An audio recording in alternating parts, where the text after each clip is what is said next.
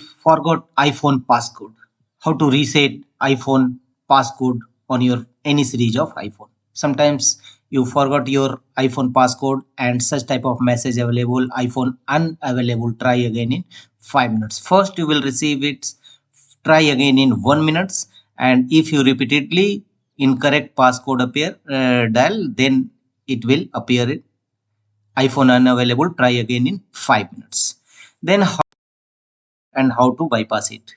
Tap on forgot password from the bottom right corner and iPhone reset. This iPhone is in security lockout. You can try your passcode again in 5 minutes, or you can reset, erase and reset the iPhone now. Choose the start iPhone reset and iPhone will reset. Your data will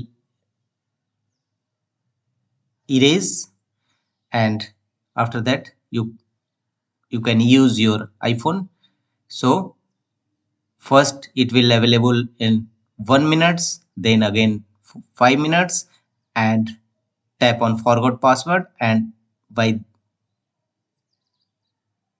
you can start iPhone reset.